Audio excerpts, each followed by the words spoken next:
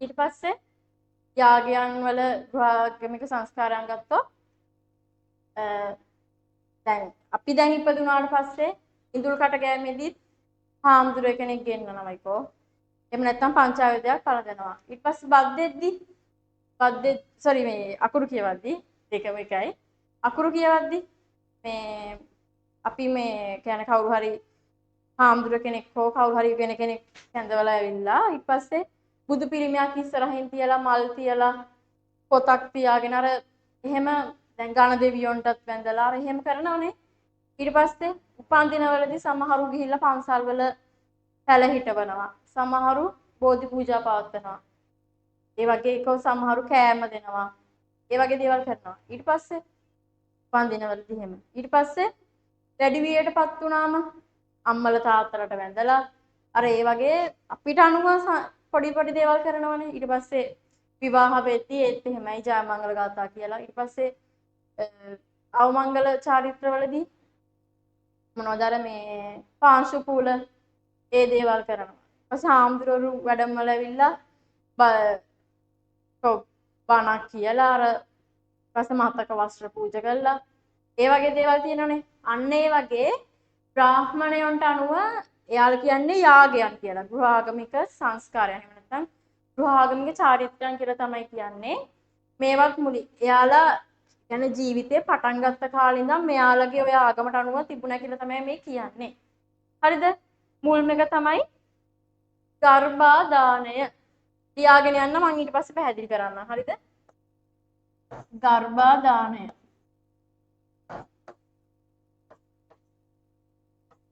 ගර්භා දාණය. ගර්භා දාණය කියන්නේ ගැබ් ගැන්වීමේ මංගල්‍යය. අපිට මොනවද ඒකට ළඟින් යන එකක් තියෙන්නේ? ඒකට ළඟින් යන එකක් තියෙන්නේ. අපි අපිට අනුව සංසන්දනය කරමු. හරිද? මේ තියෙන්නේ බමුණොන්ට අනුව එයාලගේ චාරිත්‍ර, එයාලගේ යාගයන් කියද්දි අර ආගමට අනුව දෙයක්නේ. ඒකට මේ ආගමට අනුව දින චාරිත්‍රයක් තමයි ගර්භා දාණය කියලා කියන්නේ ගැබ් ගැන්වීමේ මංගල්‍යය. ඒකට අපිට අනුව ඔයාලගේ අම්මලා ඔයාලගේ නංගිලා එහෙම හම්බෙද්දී ඔයාලට මතක ඇති ඔය අඟුලිමාල පිරිත දේශනා කරනවා අම්මලාට. එහෙම කරනෝනේ. අඟුලිමාල පිරිත දේශනා කරන එක පිරිත් කියනවා. බෝධි පූජාවලට යනවා. එහෙම කරනවා. හරි. ඊට පස්සේ පුංස වනය. පුංස වනය. පුංස වනය. තේරුම ලියන්න. පිරිමි දරුවෙකු කතා කළ යාගය. පිරිමි දරුවෙකු කතා කළ යාගය. මේක මේ පිරිමි දරුවෙකු කියලා කියන්නේ මම ඔයාලට කිව්වා පිරිමි දරුවෙකු කියලා කියන්නේ දැන් ගෘහස්ථාශ්‍රමයේදීත් අනිවාර්යයෙන් කියුනේ විවාහ වෙලා පිරිමි දරුවෙකු ප්‍රාර්ථනා කරන්න කියලා මම කිව්වේ.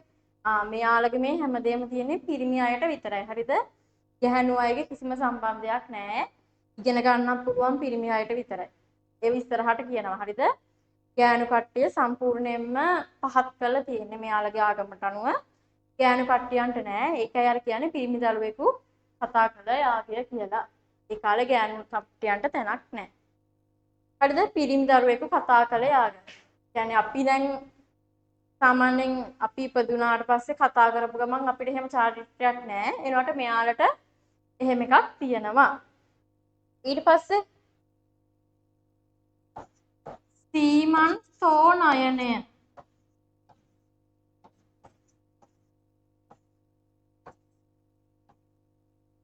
සීමන්තෝ නයනය. මේකේ තව දෙයක් මේවා MCQ වලට එන්න පුළුවන් වචන නිසා පාඩම් කරගන්න නම් වෙනවා. හරිද? සීමන්තෝ නයනය. ගර්භය ආරක්ෂා කළ යාගය. ගර්භය ආරක්ෂා කළ යාගය.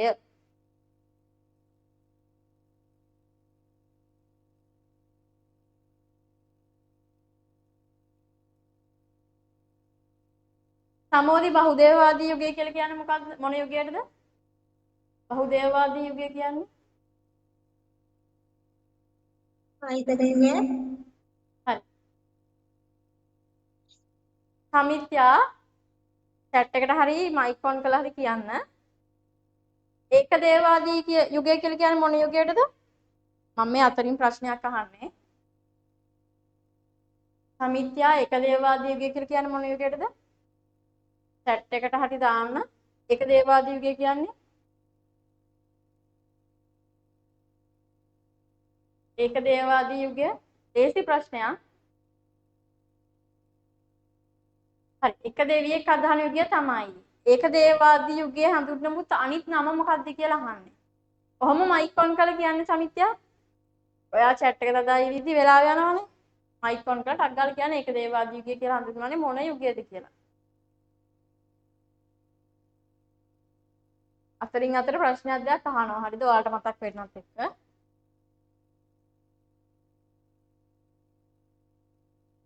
හරි.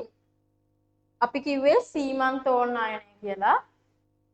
සීමන්තෝන්නයනය කියලා කියන්නේ ගර්භය ආරක්ෂා කිරීමට කළ යාගය. සමිත්‍යා බ්‍රාහ්මණ යුගය තමයි ඒක දේවාදී යුගය කියලා කියන්නේ. ඔයා දන්නවා ඔයා ඔය මයික් ඔන් කරා නම් ටක් ගාලා කියන්න තිබ්බා.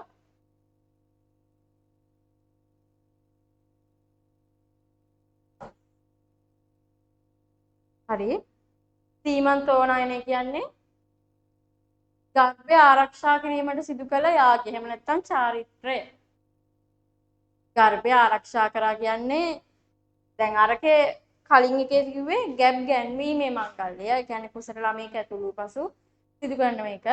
ඊට පස්සේ ඉපදෙනතුරු ගර්භය ආරක්ෂා කිරීමේ මංගල්‍යය තමයි මේ කියන්නේ ඒ දරුවව ආරක්ෂා කරන එක තමයි කුසේ ඉන්න කලලය වැඩෙනකම්ම ආරක්ෂා කරන එක තමයි ගර්භය ආරක්ෂා කිරීම මංගල්‍යය කියලා කියන්නේ. දැන් ඔයාලට ලියන්න ප්‍රශ්නයක් આવොත් මේ ඔක්කොම ලියන්න ඕනේ නැහැ. හරිද? 5ක් විතර ලිව්වම ඇති. ඒවට පාඩම් කරගන්න වෙනවා MCQ එකට. ඊට පස්සේ ජාත කර්මය. ජාත කර්මය. ජාත කර්මය.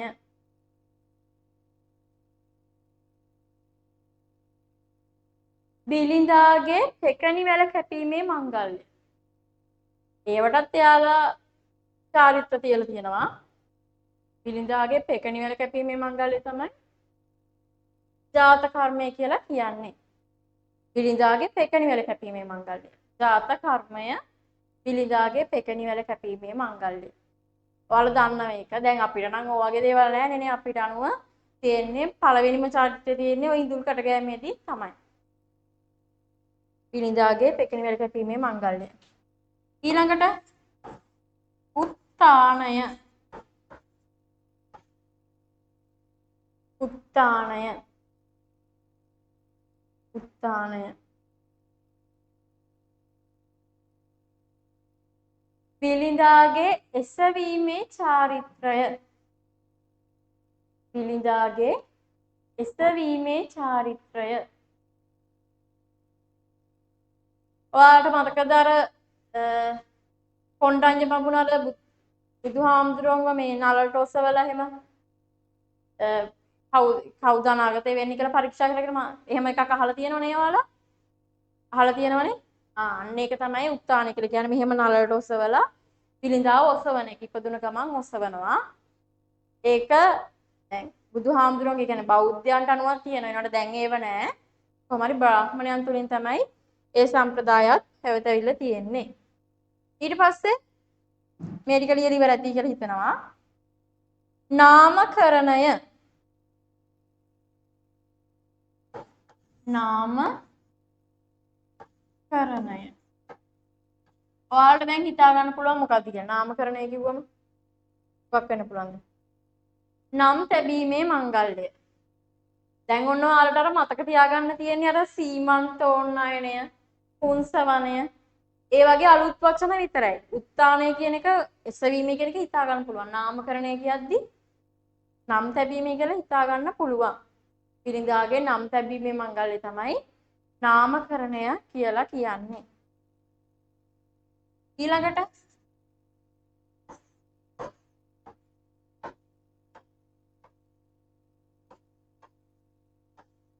කර්ණච්ඡේදනය මොකක් වෙන්න පුළුවන්ද? කර්ණච්ඡේදනය කියන්නේ නිකන් හිතා ගන්න පුළුවන්ද? කර්ණච්ඡේදනය. මේකේ ගෑල් ළමයි නෙවෙයි. හරිද? පිරිමි ළමයිගේ කන් විදලා තියෙනවා. කන් විදීමේ මංගල්‍යය තමයි කර්ණච්ඡේදනය කියලා කියන්නේ. ඒක පිරිමි ළමයිගේ කියලා ඒව ලියන්න ඕනේ නැහැ. හරිද? කන් විදීමේ මංගල්‍යය කියලා කිව්වම ඇති. කර්ණච්ඡේදනය කන් විදීමේ චාරිත්‍රය. කන් විදීමේ චාරිත්‍රය.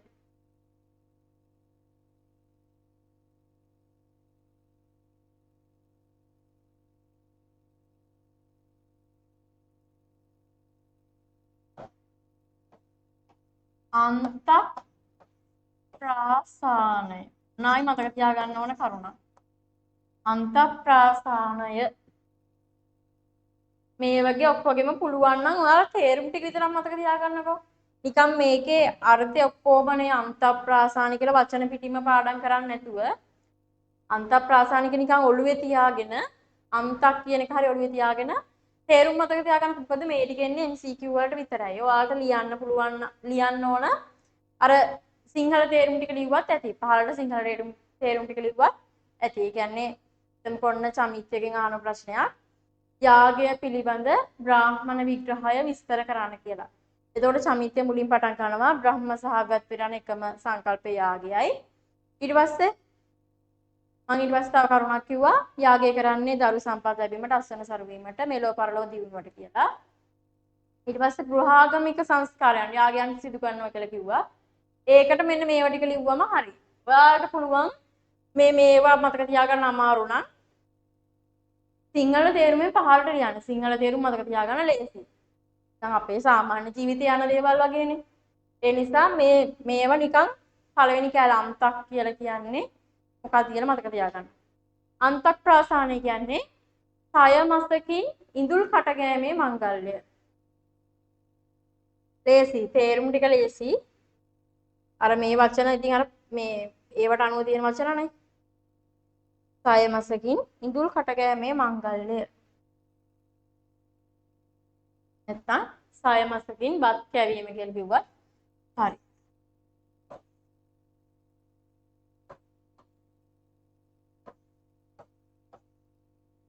ඊළඟට චූඩා කර්මය. චූඩා කර්මය.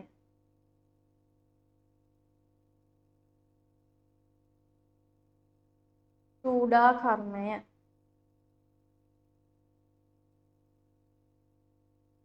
චූඩා කර්මය. තේරුම ප්‍රථම වරට හිසකෙස් කැපීමේ මංගල්‍ය. තේරුම් ටික ලේසියි. මේ වචන ටික තමයි අමාරු. පළවෙනි වචනෙන් හරි චූඩා කර්මය කියලා චූඩා කියලා මතක තියාගන්න. මේක අන්තක් කියලා. නාමකරණය කර්ණච්ඡේදනය ලේසියි. ඒ වගේ ඔක්කොම මේ විදිහට මතක තියාගන්න. චූඩා කර්මය. ඊට පස්සේ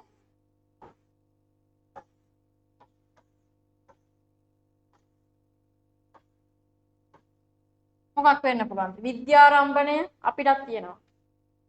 මොකක් වෙන්න පුළුවන්ද? විද්‍යාරම්භණය කිව්වට පස්සේ විද්‍යා කියලා කියන්නේ නිකම් මොනවද? අධ්‍යාපනය වගේ දෙයක්. විද්‍යාරම්භණය කියන්නේ අකුරු කියවීමේ මංගල්‍ය. අපිටම තියෙන අපේ තියෙන දේවල්ම තමයි මේ පාලි වචන ටික තමයි පොඩ්ඩක් අමාරු. අකුරු කියවීමේ මංගල්‍ය.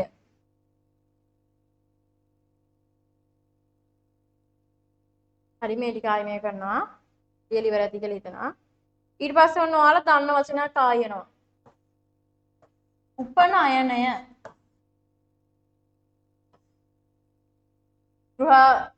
ගෘහස්ථ ආශ්‍රමයේදී මේක හම්බෙනවා.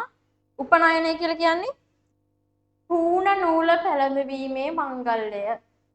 පූර්ණ නූල පැළඳවීමේ මංගල්‍ය. මං කිව්වා පූර්ණ නූල කියලා කියන්නේ දැන් අපි සාමාන්‍යයෙන් ඉඳුල් කටගෑමේදී අපි කරනවනේ පංචායුධයක් දානවනේ. මෙයාලා ඒ පංචායුධය වගේ නූලක් පළඳනවා ඉඳුල් කටගෑමේදී නෙවෙයි ඉගෙන ගන්න එළඹෙද්දි. දැන් අකුරු කියවද්දිත් නෙවෙයි යාළුවා ඉගෙන ගන්න එළඹෙන්නේ බ්‍රාහ්මණයේ කවුරුදු වටේදී ශාස්ත්‍රීය අවුරුදු 11 දී වෛශ්‍යික අවුරුදු 12 දී. මෙන්න මේ කාලවල වලදී තමයි උපනයනය සිදු කරන්නේ. උපනයනය කියලා කියන්නේ ඉගෙන ගන්නෙද්දී මෙහෙම නූලක් පළඳවලා තමයි ඉගෙන ගැනීම ආරම්භ කරන්නේ. අපිට එහෙම දේවල් නැහැ. අපිට නිකන් උලක් දීලා වැඳලා එහෙමනේ අපි කරන්නේ. එයාලගේ පූර්ණ නූලක් පළඳවලා තමයි මේව කරන්නේ. ඊට පස්සේ සාමාවර්තනය. සාමාවර්තනය. මම මේ උපනයනය තව ටිකක් හැඳින්වුවේ නැත්නම් ඒක මම දීලා තියෙනවා. කලින් කියලා තියෙනවා ලොකුවට පැහැදිලි කරලා තියෙනවා.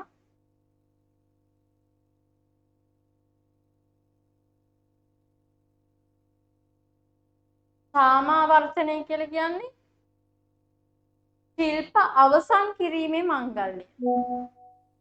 ශිල්ප අවසන් කිරීමටත් මංගල්‍යයක් තියෙනවා.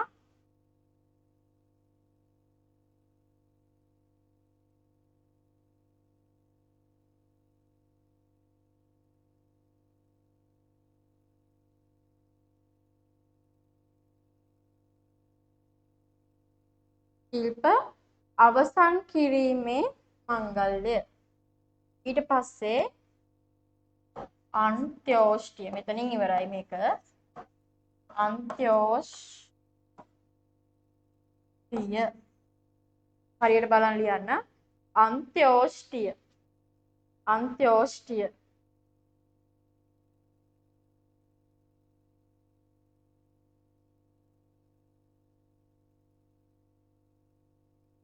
අන්ත්‍යෝෂ්ටිය.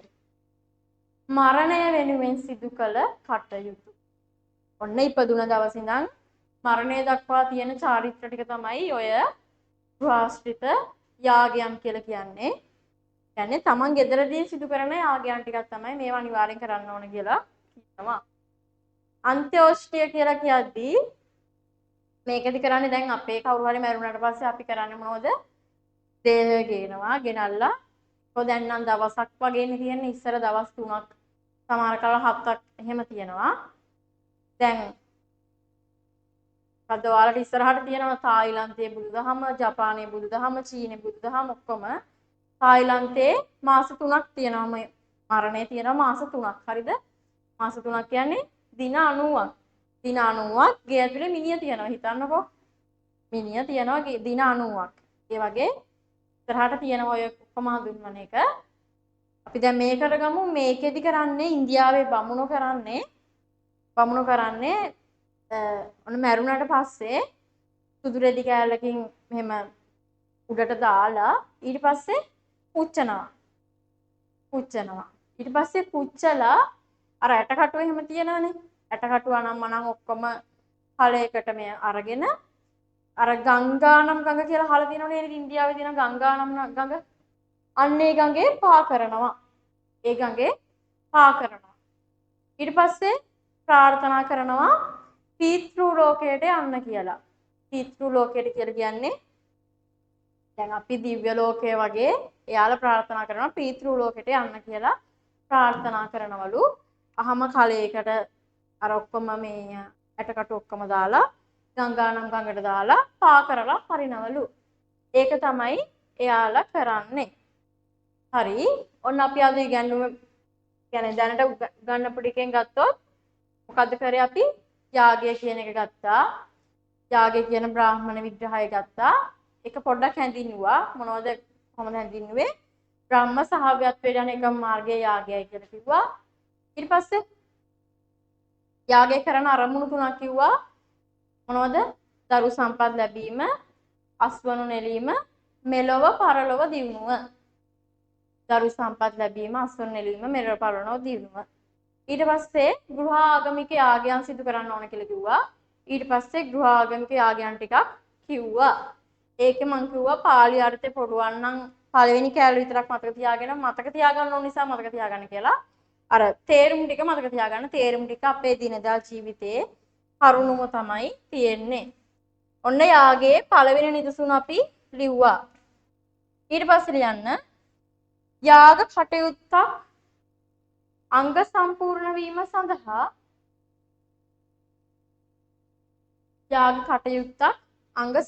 වීම සඳහා සමෝධිගේ නෝට් එක ආයි ලියනවද ඔය?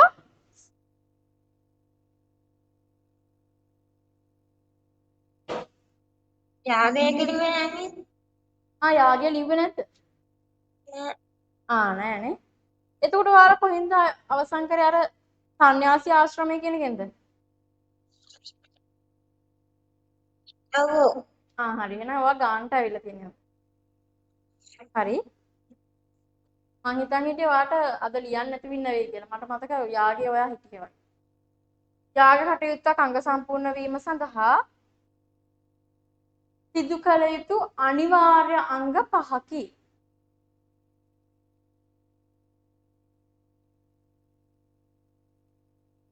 අනිවාර්ය අංග 5කි.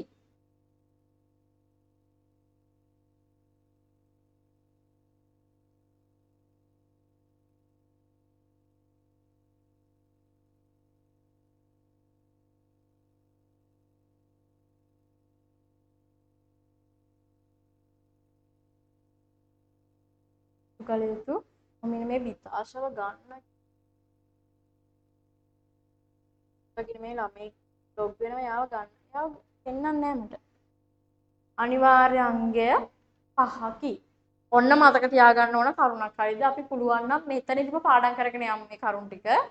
මේ කරුණු 5 අනිවාර්යයි. කියන්නේ දැන් ඔයාලා පළවෙනි වාරනේ යන්නේ. හරි රෙකෝඩින් එක බලන්න. බලන්න කිව්වට එයා මෙතන නැහැ. හරිද? අනිවාර්ය අංග 5ක් තියෙනවා. හරිද?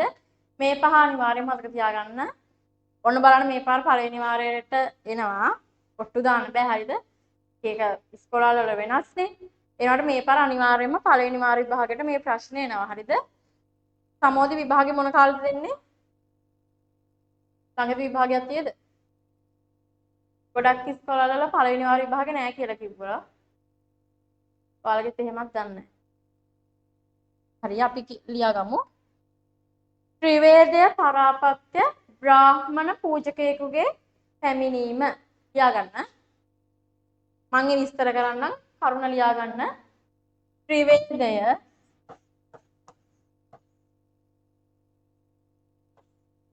පරාපත්‍ය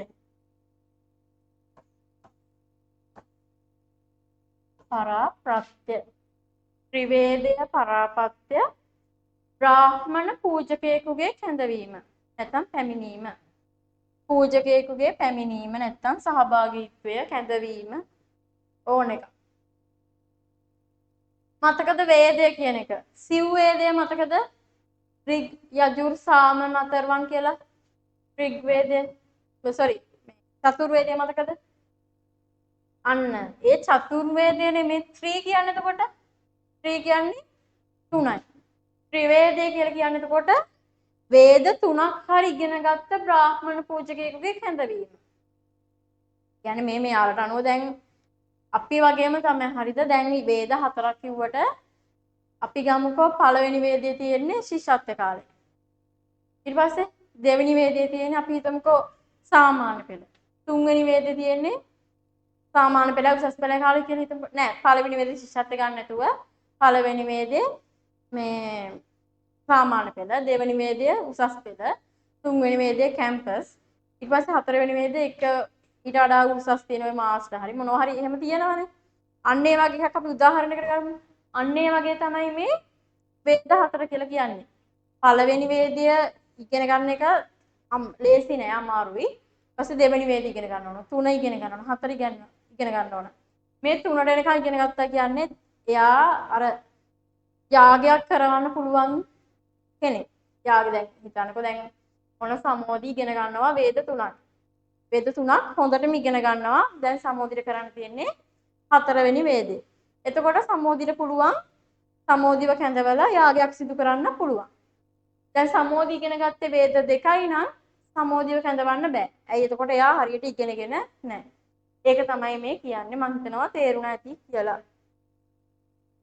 දෙවෙනි එක සුබ නැකතින් කප සිටුවා. සුබ නැකතින් කප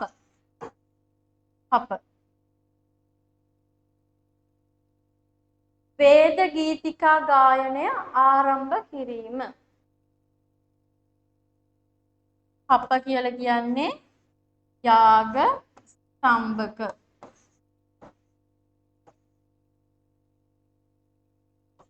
සුබ නැකතින් කප සිටුවා වේද ගීතිකා ගායනය ආරම්භ කිරීම.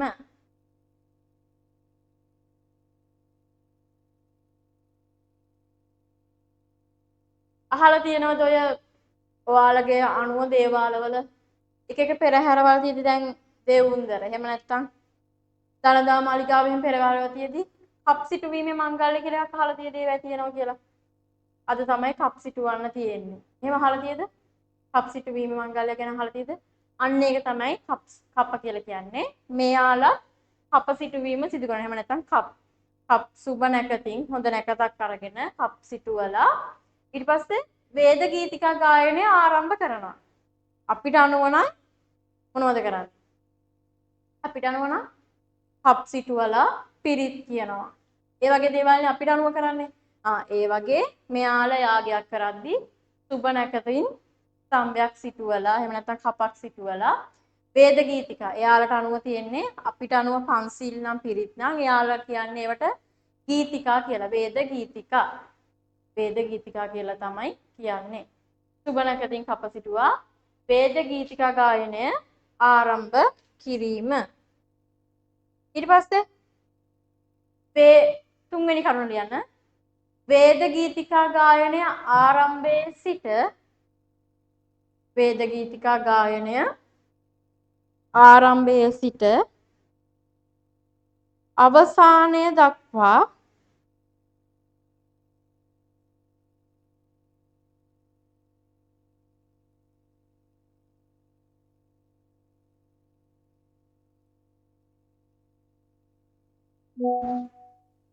වේද ගීතිකා ගායනය ආරම්භයේ සිට අවසානය දක්වා ගිනි පූජාව පැවැත්වීම. ගිනි පූජාව පැවැත්වීම.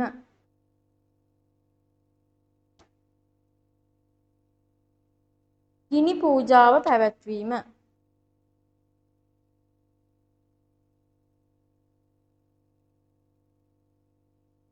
ස්ටාර්ට් කරලා දහනවා ජොයින් වෙන්න බෑලු. චුට්ටක් ඉන්න මේ ළමයට ලින්ක් එක දාන්නකම් චුට්ටක් ඉන්න. ගිනි පූජාව පැවැත්වීම. ඒ කියන්නේ දැන් වේද ගීතිකා කියලා හිතමුකෝ. මම මේ කරගත්තේ මේකේ කොණ්ඩේ වැදෙන සැරේට මේකේ බෝඩ් එකේ ලිය වෙනවා. හරිද? වේද ගීතිකා කියලා කියන්නේ දැන් මම කිව්වා පන්සිල් කියන අතර කියලා හිතමුකෝ. ඒ කියන අතරේ පන්සිල් කියලා කියන්නේ අපිට අනුව එයාලට අනුව වේද ගීතිකා ගායනයේ ආරම්භයේ සිට අවසානය දක්වාම ගිනි පූජාව පවත්වන එක. ගිනි පූජාව කියලා කියන්නේ ඔයාලා දැකලා තියෙද අර යාගයක් කරද්දි ගිනි මැලයක් ගහලා වටේ ඉඳගෙන එහෙමනේ ගිනි පූජාවල් තියන්නේ. අන්න ඒක තමයි යාලේ වේදිය ගායනා කර කර ගිනි පූජාව පවත්වන. දැන් අපි පිරිත් කියද්දි ආම්දුරගෙන පිරිත් කියද්දි මෙහෙම පිරිත් නූලක් අතේ තියාගෙන එහෙමනේ කියන්නේ. ඒ වගේ යාලා ගිනි පූජාවක් පවත්වන එක තමයි කරන්නේ. වැද ගිනි මැලයක් ගහලා ගිනි පූජාව පවත්වනවා. අපි ඉතින් ගිනි පූජා කරන්නේ අපි කරන්නේ ගිනි මැල් ගහගෙන අර සින්දු කියන ඒවනේ නේ. ඒව තමයි අපි කරන්නේ. මම දැක්ක සමෝදිලත් සින්දු කියලා තිබ්බා. ඒ වගේ අපේ කැම්පස් එකෙත් ඒවමයි තියෙන්නේ. විතරම කොහේ ගියත් ෆීල්ඩ් විසිට් ගියත් ගිනි පූජාව නෙවෙයි ගිනි මැලයක් ගහගෙන සින්දු කියනවා. හරිද? ඒව කරනවා. එතකොට මේ හරි අහන්න ගිනි පූජා පවත්වන කියලා කියන්නේ ඒකට ඔයාලා ඔය බලපු ඉස්සර කාටුන් වල එහෙම ඇති මට මතක නෑ මොනවද කියලා අර ඔය මේ යාග එහෙම කරන කාටුන් වල තියෙනවනේ ගිනි මැලයක් ගහගෙන වටේ ඉඳගෙන ඒ වගේ දේවල් දකින්න ඇති. ඊට පස්සේ තුනක් කිව්වා පූජාසනය මත හතරවෙනි එක පූජාසනය මත පූජා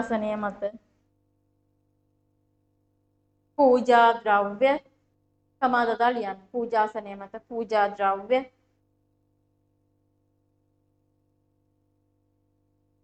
මල් පහන්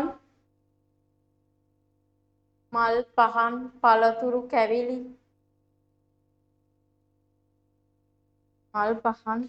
කැවිලි සුවඳ පූජා කිරීම. සුවඳ පූජා කියන්නේ හඳුන් කූරු. එහෙම නැත්නම් සුවඳ දුම් දැකලා තියෙනවනේ. අන්න ඒ වගේ ඒවා පූජා කිරීම සිදු කරනවා.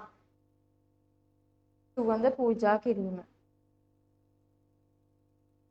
ඒක කියලා දෙන්න දෙයක් නැහැ නේ. තේරෙනවනේ දැන් යාගයක් කරද්දී දැන් අපිත් එහෙමනේ නේ අපි බුදුහාමුදුරන්ට පූජාවක් කරද්දී අපි ඒකේ මල් තියනවා ඊළම්පස බුද්ධ පූජා සමහර කාලට ඔය බුද්ධ පූජා කියද්දී 108ක් වෙච්ච බුද්ධ පූජා තියෙනවා. ඒ වගේ මෙයාලත් මල් පහන් හඳුන් කූරු ඊට පස්සේ ඒ වගේ දේවල් තියෙනවා.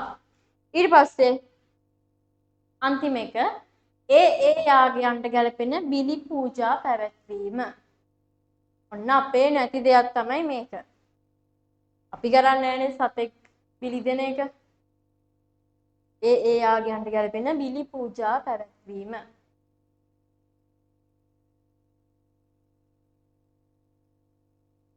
ඔන්න චමිත්‍ය යාගයක් කරනවා. හරකෙක්ගේ බෙල්ලකුයි එළුවෙක්ගේ බෙල්ලකුයි කපාගෙන ඇවිල්ලා යාගයක් කරනවා. අර ඒ වගේ දැන් එයා කරන්නේ තමකෝ ඔන්න චමිත්‍ය කරන්නේ දරු සම්පත් එහෙම නෙමෙයි අස්වනු බලාපොරොත්තු වෙන කියලා. චමිත්‍යයට තියෙනවා කුඹුරක් හෝ පකඩි තේ හරි මොනවා හරි තියෙනවා. එයා ඒකේ අස්වැන්න බලාගෙන නැත්නම් හේනක් තියෙනවා. එයා මේ චමිත්‍යා තමන්ගේ හේනේ අස්වැන්න බලාගෙන පූජාව පවත්වනවා. එතකොට එක එක තියෙන අරමුණ අනුව මේ වෙනස් වෙනවා. බිලි පූජා වෙනස් වෙනවා. සතා එන්න පොඩි වෙනවා. දැන් හිතමුකෝ රජ කෙනෙක් නම් රාජ්‍යත්වයේ දියුණුව පතා කරන දේවල් වලදී ලොකු සත්වෙක් එන්නේ. අර ඒ වගේ සතා අනුව වෙනස් වෙනවා. එළුවෝ, බැටළුවෝ, හරක්, ගවයෝන්ගේ හිස, ඒ වගේ සත්තුන්ගේ අශ්වයෝ එහෙම තමයි. ගොඩක් දුරට ඔය රජවරුන්ට නම් අශ්වයම තමයි බිලි දෙන්නේ. අශ්වය බිලි දෙන එක තමයි කරන්නේ. හරි ඔන්න පහ කිව්වා.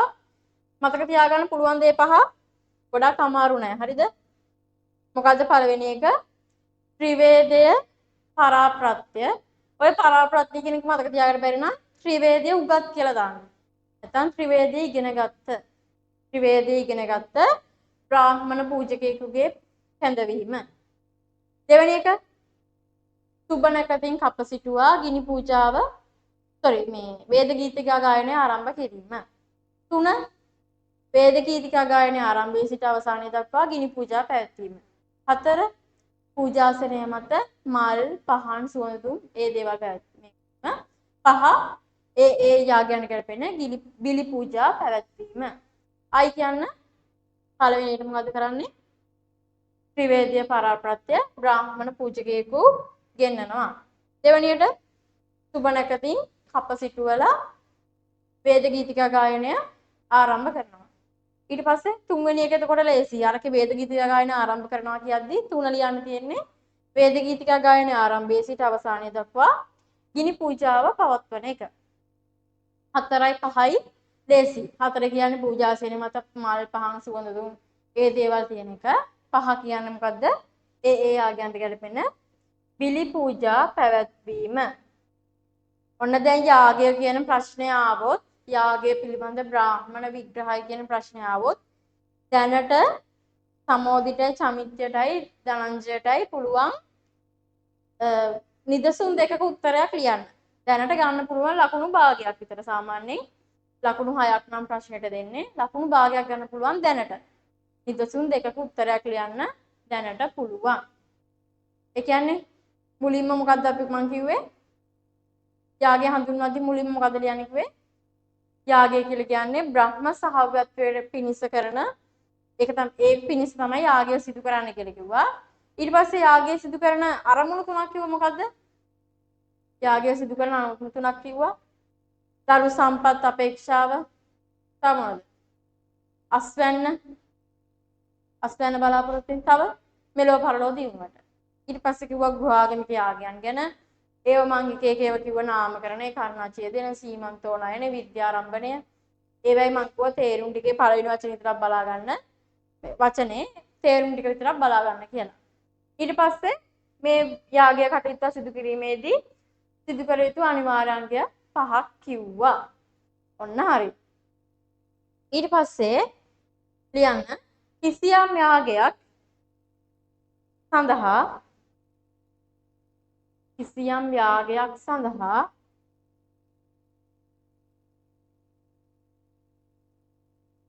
යම් යාගයක් සඳහා පිරිසක් ඇඳ වූ පූජකයා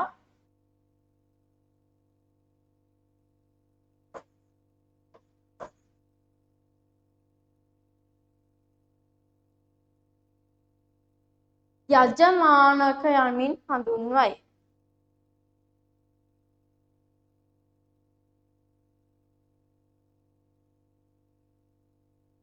කිසියම් යාගයක් සඳහා පිරිසක ඇඳවෙන ලද පූජකයා හඳුන්වන්නේ යජමානක කියලා. යජමානක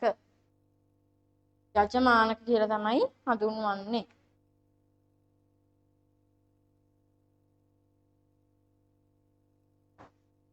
යජමානක නමින් හඳුන්වයි.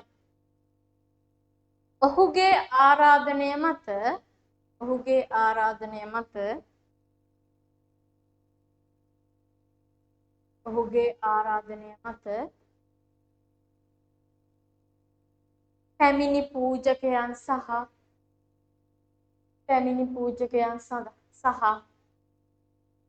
ඔහුගේ ආරාධනය මත පැමිණි සහ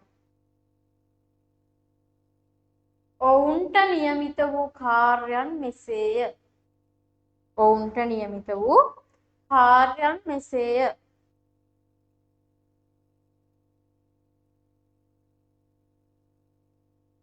මොකද යාගයක් සිදු කරන්න ගෙන්නපු තැනැත්තගේ නම මොකද්ද? යජමානක. යජ කියලා කියන්නේ යාගය, මානක කියලා කියන්නේ ප්‍රධාන කෙනා. යජමානක කියලා මතක තියාගන්න. ඔහුගේ ආරාධනය මත පූජකයන් ගෙන්නවා. ඒ පූජකයන් සහ ඔවුන්ට තියෙන කාර්යයන් තමයි දැන් ලියන්න හදන්නේ. පළවෙනි පූජකයාගේ නම හෝතෘ.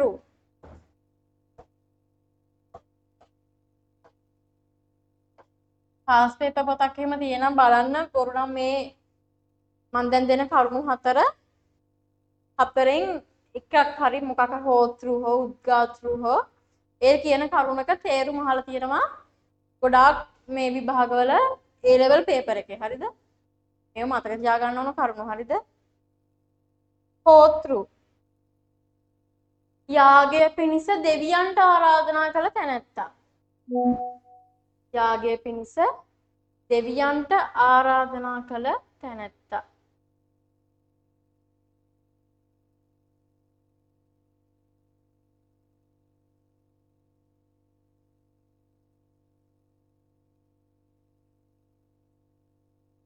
යාගය පිණිස දෙවියන්ට ආරාධනා කළ තැනැත්තා. මං කියන්නම් නෑ එහෙම කියලා ඉන්නම්. දෙවියන්ට ආරාධනා කළ කියන්නේ දැන් අපි උනත් හරි පූජාවක් කරලා අපි පස්සේ තමයි මේව කරන්නේ.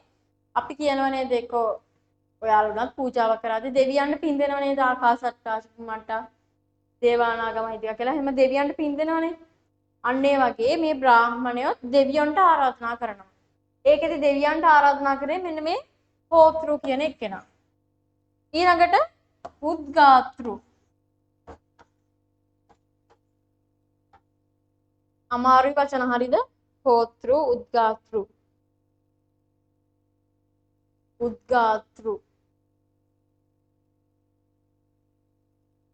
උද්ගාතෘ කියලා කියන්නේ වේද පාඨ ගායනා කරන තැනැත්තා. දැන් මම අර ඉස්සෙල්ලා යාගයක් සිදු කරන අනිවාර්ය අංග ගැන කියද්දි කිව්වා මොකද්ද දෙවියන්ට ඒක දෙවියන්ට ආරාධනා කිරීම කිව්වේ නෑ. ඒකේ මම කිව්වා වේද ගීතිකා ගායනා කිරීම ආරම්භ කිරීම අවසානයක් කරනවා කියලා. එහෙම කියලා. අන්නේ වේද ගීතිකා ගායනා කරන්නේ මෙන්න මේ උද්ගාතෘ කියන පූජකයා. උද්ගාතෘ.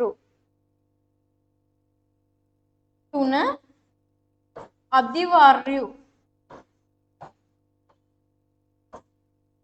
මෙන්න මේ අදිවර්යු කියන එක එහෙම ආවොත් ලේසි මේ ඉරි ගහන එකට වගේ ආවොත් අදි කියද්දි අර මේකේ තියෙන අධ්‍යක්ෂණය කියන එක යාගය අධ්‍යක්ෂණය කරන තැනැත්තා. අදි කියද්දි අධ්‍යක්ෂණය කියන එක නිකන් අර ඔලුවට ගන්න පුළුවන්. යාගය අධ්‍යක්ෂණය කළ තැනැත්තා.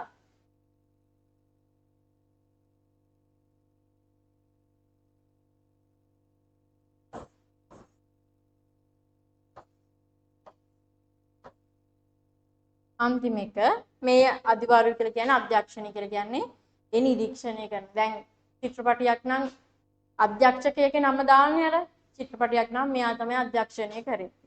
අධ්‍යක්ෂණය කරේ මෙයා. එහෙම කියලා කියනනේ. මේකෙදී ආගේ අධ්‍යක්ෂණය කරගෙන නැත්තා අධිවාර්ය. බ්‍රහ්මන් හඳුන්වන තවත් නමක් තමයි යාඥාකාරක. යාඥාකාරක. එහෙම නැත්නම් බ්‍රහ්මන් කියලා කියනවා. බ්‍රහ්මන් යාඥාකාරක. යාගය සිදු කරන තැනැත්තා. මේ අධ්‍යක්ෂණය කරන කෙනා මේ සිදු කරන කෙනා. පටලව ගන්න එපා. ඒක මතක තියාගන්න පුළුවන් මේ අධි කියලා කියද්දි අධ්‍යක්ෂණය කියන එකේ පළවෙනි අකුරු දෙක එනවනේ. එහෙම මතක තියාගන්න පුළුවන්. හරිද? හෝතෘ කියලා කියන්නේ දෙවියන්ට ආරාධනා කරගෙන උද්ගාතෘ කියලා කියන්නේ වේද පාඨ ගායනා කරන කෙනා. අධිවාර්ය කියලා කියන්නේ යාගේ අධ්‍යක්ෂණය කරන්න. බ්‍රහ්මන් කියලා කියන්නේ මොකද්ද? බ්‍රහ්මන් කියලා කියන්නේ යාගය සිදු කරන තැනැත්තා. හරි අපි දැන් නිදසුන් ඔන්න 3ක් කිව්වා. පළවෙනි නිදසුන විදියට පොඩ්ඩක් යාගේ අපි බ්‍රහ්ම සහගතය පිණිස කරේ. ඒකේ අරමුණු 3 කිව්වා. ඊට පස්සේ සිදු කරන ගෘහාගමික යාගයන් ටික කිව්වා. ඊට පස්සේ යාග්‍ය කටයුත්තක් අංග සම්පූර්ණ වීමට සිදු කරන්න ඕන කටයුතු 5 කිව්වා. දැන් ලිව්වා යාගයක් සිදු කරද්දී ඒ ගෙන්න ලබන පූජකය සහ පූජකයන්ගේ කාර්ය භාරය කිව්වා. හරි. ඊට පස්සේ ලියන්න හතරවෙනි නිදසුන යාග සංකල්ප සම්බන්ධයෙන් සාකච්ඡා කිරීමේදී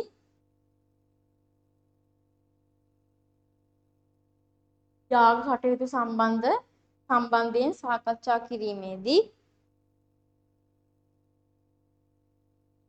හඳුනාගත හැකි යාග වර්ග කිහිපයකි. හඳුනාගත හැකි යාග වර්ග කිහිපයකි.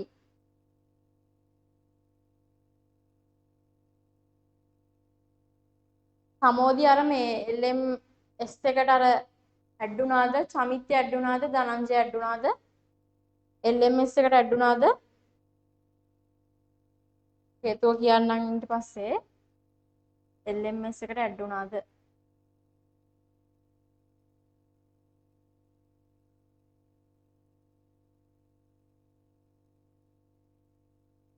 ගර්භාදානය දැන් ඔන්න දකින්නේ ගර්භාදානය කියලා කියන්නේ ගැප් ගැන්වීමේ මංගල්‍ය. හරිද? දැන් මම chat එක බලන්නේ. හරිද? ගර්භාදානය කියලා කියන්නේ ගැප් ගැන්වීමේ මංගල්‍ය.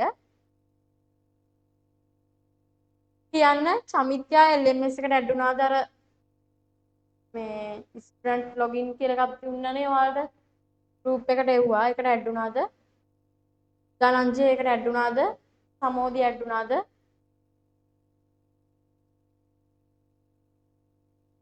සමෝදි ඇඩ් වුණාද? ධනංජය ඇඩ් වුණාද? ධනංජය නිදිද?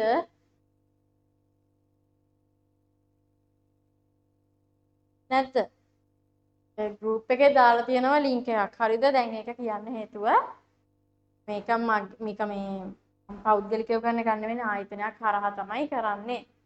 එතකොට මෙයාලගෙන් යෝජනාවක් ආව ඉස්සරහට link එක දාන්නේ WhatsApp එකට නෙවෙයි LMS එකට. link එක දාන්නේ LMS එකට. එතකොට මම හදාගන්න බලන්නම් ඒක ලබන සතියේ නැති විරංග සතිය කරන්න කියලා. මම කතා කරලා බලන්නම් ඒක. හරිද? කියන්නේ ඒකෙදි කරන්නේ දැන් ඒ link එකෙන් යන්න පුළුවන්. කියන්නේ මේ මාසෙට අදාළ දැන් fees එක ගෙවපු අයට විතරයි. එහෙම එකක් තියෙනවා. හරිද? ඔක්තෝබර් මාසේ නම් මේ ඔක්තෝබර් මාසේ fees එක ගෙවුවට පස්සේ තමයි LMS එකෙන් log වෙන්න පුළුවන් වෙන්නේ. හරි කමන්නේ. හරිද?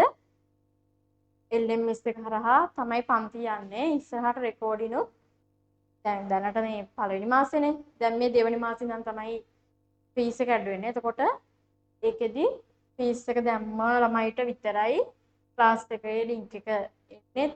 link එකෙන් log වෙන්නත් බැරි වෙන්න එහෙම තමයි හදලා තියෙන්නේ. ඒ වගේම මේ රෙකෝඩින් බලන්න පුළුවන් උත් එයාලට විතරයි. ඒ වගේම දැන් හිතනකො ටියුට් එහෙම දානවා. දැන් මම මේ ළඟදී ටියුට් එකක් දැන් මේ කරන් යන්න කියලා. ඒ වගේම දාන්නේ LMS එකට. ධනංජය එකට ඇඩ් වෙන්න හරිද? ධනංජය සමෝදි එකට ඇඩ් වුණාද? සමෝදි එකට ඇඩ් වෙන්න. සමිත්‍ය නම් ඇඩ් වෙලා ඉන්නේ. සමිත්‍යල දන්නෙත් නැතුව ඇති මේකේ තියෙන නීති ටික. එහෙම තමයි දැන් ඉස්සරහට කරන්න තියෙන්නේ. WhatsApp එක හරහා කිසිම link එකක් දාන්නේ නෑ. දාන්න එපා කියලා මට කිව්වා. යාලා ආයතනයක් නේ ඒක නිසා එයාලේ පණිවිඩය කියන්න කිව්වා. ඉස්සරහට එතකොට ඔයාලට මම කොහමද ඊළඟ සතියේ කරන්න බලන්නම්. ලබන සතියේ නැත්නම් ඊළඟ සතියේ හරි කරන්න බලන්නම්. එතකොට LMS එකට තමයි link එකයි ඔක්කොම ටික යන්නේ. හරිද ධනංජය එකට ඇඩ් වෙන්න පුළුවන් නේද? ධනංජය ක්ලාස් එකට දිගටම සම්බන්ධ වෙනවා නම් group මේ LMS එකට ඇඩ් වෙන්න වෙනවා. හරිද? සමෝදි හරිද? හරි. සමෝදිත් එක්ක කියන්නේ සමිත්‍ය විතරයි දැනට ඇඩ් වෙලා ඉන්නේ. link එක මම ආයි දාන්නම්. හරිද? ඒ link එකෙන් ගිහිල්ලා ඔයාලගේ details දීලා ඇඩ් වෙන්න තියෙන්නේ. ඔයාලගේ birthday එක ඉඳන් දෙන්න තියෙන්නේ. birthday එක ඉඳන් දෙන්න තියෙනවා. හරි අපි ආයි පාඩමට එමු. මං කිව්වේ අර පූජකයෙකු ගෙන්නන එක කිව්වේ. පූජකයෙකු ගෙන්නන එකයි උන්ගේ කාර්යභාරය තමයි කිව්වේ. ඊට පස්සේ කිව්වා යාග සංකල්පයක් සාකච්ඡා කිරීමේදී හඳුනාගත හැකි යාග වර්ග කිහිපයකි. යාග වර්ග කිහිපයකි. මොනවද? මේකේ දාන්න කාලය අනුව කියලා. යාග වර්ග කිහිපය කාලය අනුව කියලා වරහන් ඇතුලේ දාගන්න කාලය අනුව. හරිද? කාලය අනුව වර්ග කිහිපයකි කියලා දාන්න ඕන. කාලය අනුව වර්ග කිහිපයකි. ලියන්න පළවෙනි එක අග්නිහෝත්‍ර යාගය. මේක තමයි පොඩ්ඩක් අමාරුම වචන ටිකක් තියෙන්නේ. හරිද? යාගයේ කොටස අමාරුයි ටිකක්. අග්නිහෝත්‍ර යාගය. අග්නිහෝත්‍ර යාගය.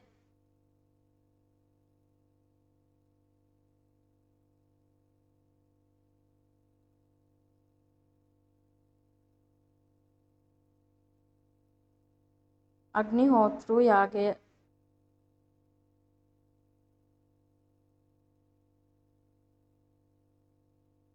අග්නිහෝත්‍ර යාගය. අග්නිහෝත්‍ර යාගය කියලා කියන්නේ දිනපතා හවසට සිදු කරන යාගය. දිනපතා හවසට සිදු කරන යාගය තමයි අග්නිහෝත්‍ර යාගය කියලා කියන්නේ. අපි නම් මොකද්ද දිනපතා හවසට කරන්නේ පන්සිල් ගන්න එක. මෙයාලා ඉතින් යාගයක් කරන්නේ මේකෙදි කාලය අනුව කියලා මම කියුවේ වෙනස් වෙනවා කියලා වචන. එතකොට දිනපතා හවසට සිදු කරන යාගය අග්නිහෝත්‍ර යාගය කියලා හඳුන්වනවා. අග්නිහෝත්‍ර යාගය. ඊට පස්සේ ඒකේ මම ලොකුවට පැහැදිලි කරන්න දෙයක් නැහැ. හරිද? ඒක ඉතින් තේරුම් ටික මතක තියාගන්න තියෙන්නේ. අග්නිහෝත්‍ර කියලා කියන්නේ දිනපතා හවසට සිදු කරන යාගය. දර්ශ පූර්ණ මාස යාගය.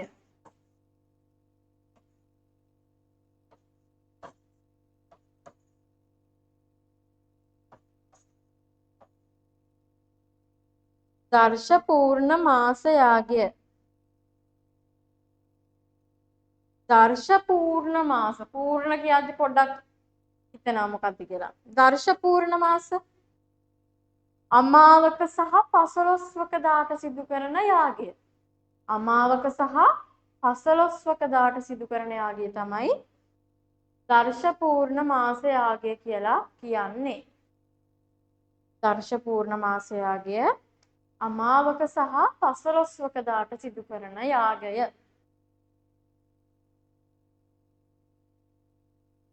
දර්ශ පූර්ණ මාස යාගය. දර්ශ කියලා කියන්නේ මේක අමාවක, පූර්ණ කියලා කියන්නේ පසළොස්වක. දර්ශ පූර්ණ මාස යාගය. ඊට පස්සේ ඊළඟ එක චතුර්යාගය. චතුර්යාගය. චතුර්යාගය.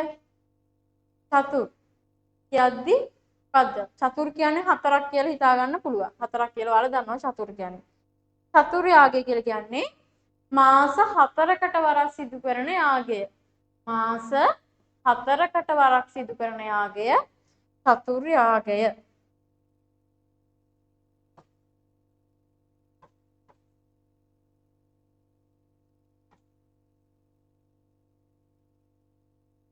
සෝමයාගය.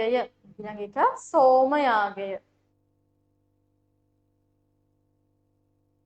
සෝමයාගය කියලා කියන්නේ දින කිහිපයක් එක දිගට සිදු කරන යාගය. දින කිහිපයක් එක දිගට සිදු කරන යාගය. මේක දින කිහිපයක් එක දිගට කියන්නේ දැන් අර පළවෙනි එක හවසට විතරයිනේ. ඒතර අර දෙවෙනි එක අමාවකයි 15කයි විතරයි. තුන්වෙනි එක මාස 4කට සැරයක්. ඊට පස්සේ මේක කීයද? මේක සෝමයාගය කියන එක. සෝමයාගය කියන එක දින කිහිපයක් එක දිගට සිදු කරන යාගය කියලා තමයි සෝමයාගය කියලා කියන්නේ. ඒ කියන්නේ දැන් දැනගු චමිත්‍යා සෝමයාගයක් සිදු කරනවා නම් චමිත්‍යට ඒකට යනවා දවස් 5ක්. චමිත්‍ය දවස් 5ක් නිදි මරාගෙන එක දිගට සිදු කරනවා මේක. ඊට පස්සේ අග්නි වයන යාගය. අග්නි වයන යාගය.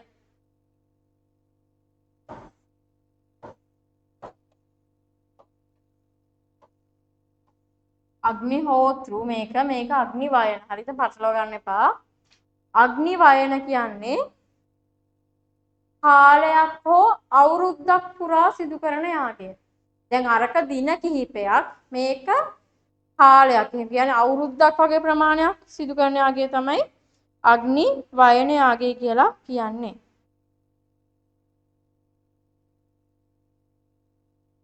අග්නි වයන යාගය කියලා කියන්නේ කාලයක් සහ අවුරුද්දක් පුරා සිදු කරන යාගය.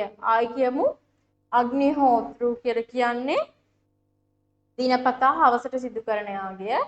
දර්ශ පූර්ණමාස කියන්නේ 15ක සහ අමාවක දාට සිදු කරන යාගය. චතුර්යාගය කියලා කියන්නේ මාස 4කට වරක්. සෝමයාගය කියන්නේ දින කිහිපයක් එක දිගට. අග්නි වයන කියන්නේ අවුරුද්දක් කාලයක් එක දිගට කරන යාගය. මේක මතක තියාගන්න පුළුවන් දර්ශ පූර්ණ කියද්දි පූර්ණ හඳ පූර්ණ චන්ද්‍රයා කියන එක මතක තියාගත්තම 15ක මතක තියාගන්න පුළුවන්. පූර්ණ මාසය කියද්දි 15ක මාසය කියන එක ඔලුවට එනවා. චතුර් කියද්දි මාස 4කට වරක් සිදු කරන කියන එක මතක තියාගන්න පුළුවන්. ඊට පස්සේ මේකේ අග්නිහෝත්‍රයි මෙන්න මේ තුන තමයි මතක තියාගන්න ඕන. මේකෙත් සෝම කියන එක ඔයාලා ගමේ කවුරුගේ හරි නමක් මතක තියාගන්න සෝම කියලා ඉන්නවනේ. එහෙම කෙනෙක් මතක තියාගන්න දින කිහිපයක් කියලා මතක තියාගන්න. වයන කියද්දි අවුරුද්දක් කියලා මතක තියාගන්න. මෙන්න මේ හෝත්‍රු කියන එක තමයි මතක තියාගන්න ඕන. ඔන්න අපි ආයේ මුලින් ඉඳන් ගත්තොත් මොකද්ද අපි මුලින්ම ඔන්න යාගය හැඳින්වුවා. මේ මොන අරමුණෙන්ද කරන්න කියලා කිව්වා.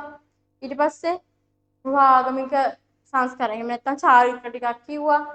ඊට පස්සේ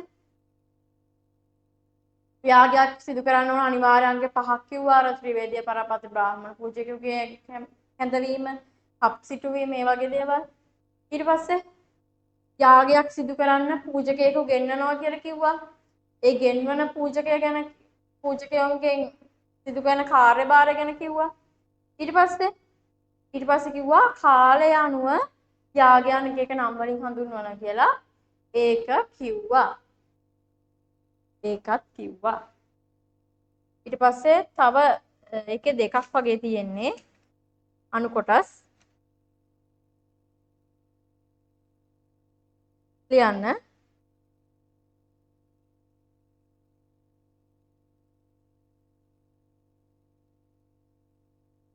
එසේම සෑම ගෘහස්ථයෙකු විසින්ම වෙනම ලියන්න. එසේම සෑම ගෘහස්ථයෙකු විසින්ම මේක තේරුම් ලියන්න ඕනේ නැහැ. කලින් දීලා තියෙන්නේ බ්‍රහ්ම යඥ, දේව යඥ, භූත යඥ,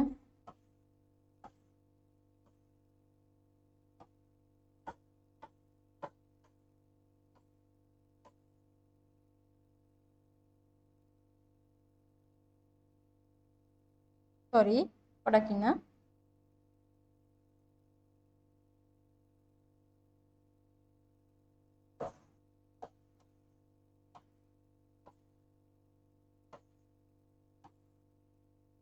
පුරුෂ යඥ මේක කලින් දුන්නා මේ ටික ලියාගත්තන් ඇති.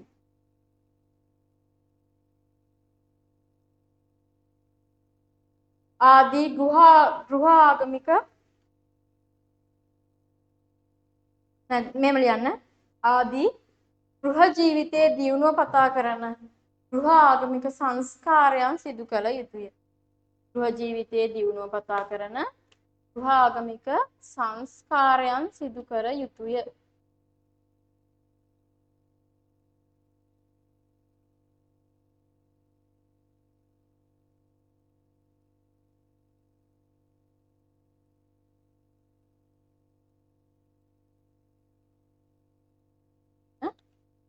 ආදී ගෘහාගමික සංස්කාරයන් සිදු කළ යුතුය. ඊට පස්සේ ලියන්න.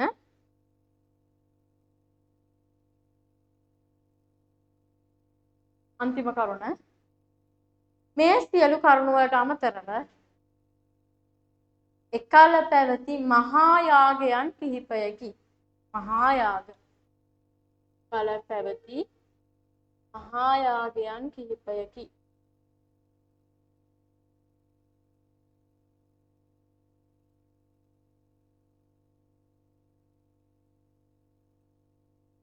දකින්න.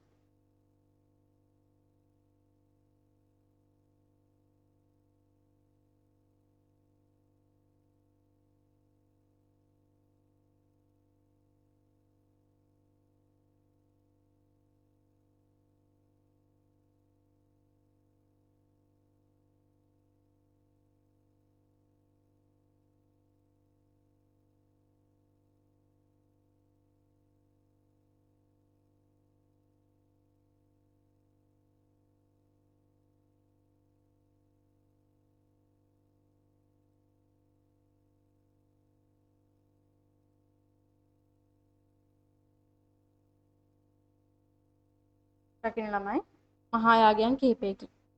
පළවෙනි යාගය ලියන්න අශ්වමේධ යාගය. අශ්වමේධ යාගය.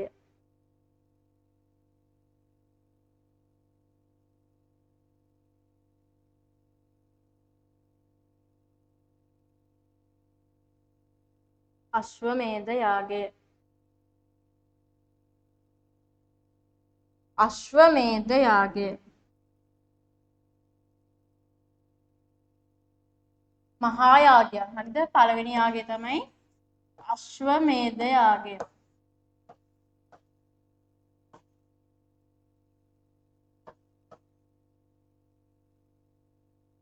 අශ්වමේධ යාගය.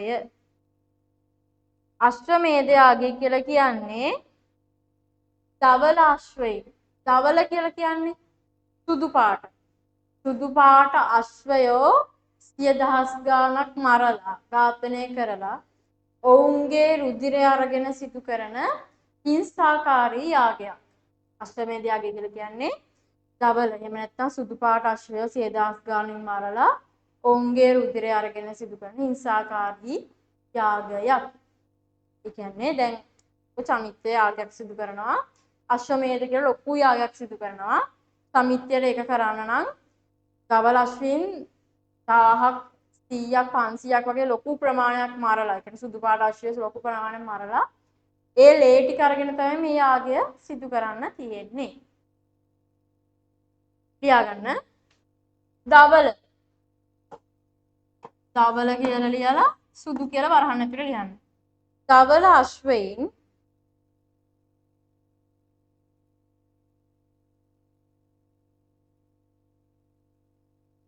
ධවල අශ්වයින්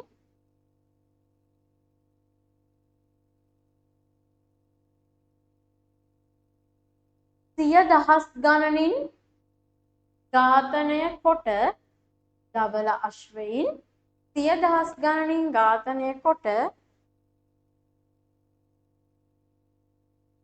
එම රුධිරය ගින්නට වත් කරමින්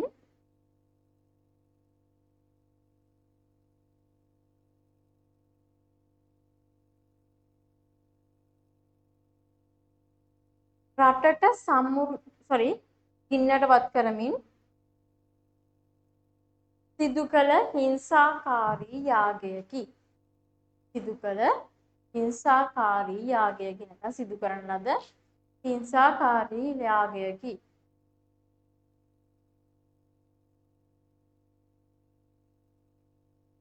මෙයින් නැත්නම් මේ යාගයෙන් රටට සමෘද්ධිය සහ රජුගේ දිගුකල් බලය එහෙම නැත්නම් දිගුකල් පැවැත්ම අපේක්ෂා කරනවලු. හිතන්නකෝ අශ්‍රය 10000 ගණනක් මරලා රටට සමෘද්ධිය ප්‍රාර්ථනා කරනවලු.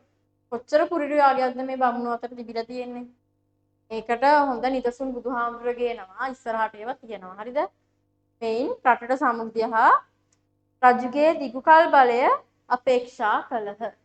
ඒ යාගය තුලින් රටට සමෘද්ධිය සහ රජුගේ දිගුකල් බලය අපේක්ෂා කළහ.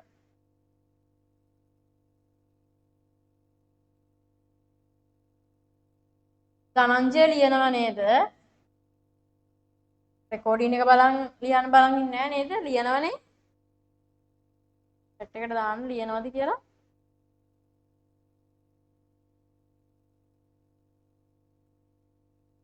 හරි. ඊළඟ එක පුරුෂ මේධ යාගය.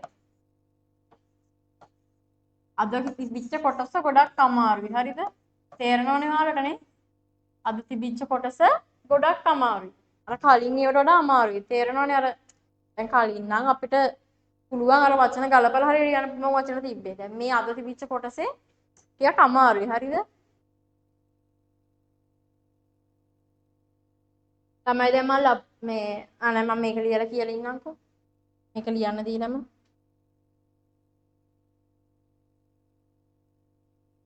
මේ කියන්නේ පුරුෂ මේධ කියලා කියන්නේ විවිධ තරාතිරම් වල පුද්ගලයන්. ඒ කියන්නේ උස් මහත් එහෙම නැත්නම් එක එක තරාතිරම එක එක දැන් ලොක්කෝ නම් ලොක්කෝ ඒ කියන්නේ තව අර ඊට වඩා අඩු කට්ටිය නම් අඩු කුලේ කට්ටිය එහෙම කට්ටිය ඝාතනය කරලා සිදු කරන හිංසාකාරී යාගය තමයි පුරුෂ මේධ යාගය කියලා කියන්නේ. විවිධ තරාතිරමේ පුරුෂයන් ඝාතනය කොට ඔවුන්ගේ රුධිරය තැන්පත් කොට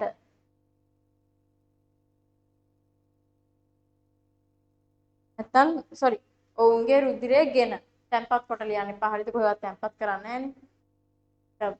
ගින්නට දාන කරන්නේ. ඔවුන්ගේ රුධිරය ගෙන සිදු කළ හිංසාකාරී යාගයයි පුරුෂ මේධ කියලා කියන්නේ. මේකෙදි මේ ලේ අරගෙන නිකන් ඉන්නේ නැහැ. හරිද? ලේ දැන් මෙහෙම අරගෙන ලේ වත් කරනවා ගින්නට වත් කරලා තමයි යාගය සිදු කරන්නේ. දන්නකො කොච්චර හිංසාකාරී දෙයක්ද කියලා. මිනිස්සු ගොඩාක් ඝාතනය කරලා ඔවුන්ගේ රුධිරය තැන්පත් කරලා යාගයන් සිදු කරනවා. දන්න කොච්චර දරුණුද කියලා ඒක. ඊට පස්සේ වාජ්ජේය යාගය.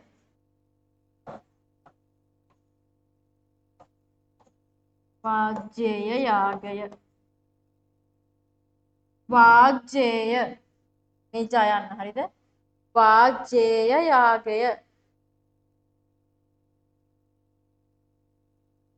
වාජ්ජේය යාගය.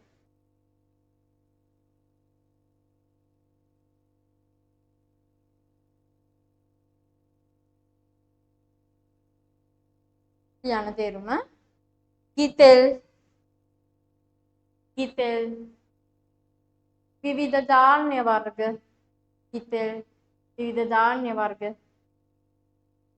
සහ සතුන් ගින්නට බිලි කොට සිදු කරන හිංසාකාරී යාගය. ගිතෙල් විවිධ ධාන්‍ය කියන්නේ ඇට වර්ග, උන් ඇට, කඩල ඕන වර්ගයක් ඒවා. තව සතුන් අරගෙන ඒ ඔක්කොම ගින්නට දාලා සිදු කරන හිංසාකාරී යාගය.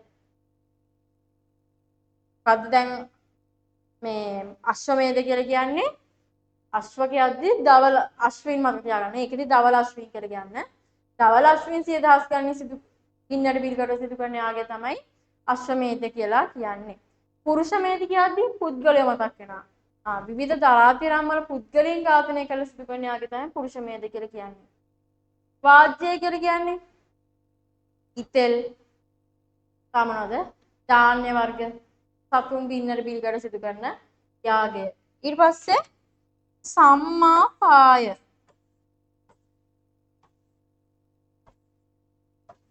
සම්මාපාය යාගය. තව ඒ වගේ වචන දෙකයි තියෙන මේකෙන් පස්සේ. සම්මාපාය යාගය.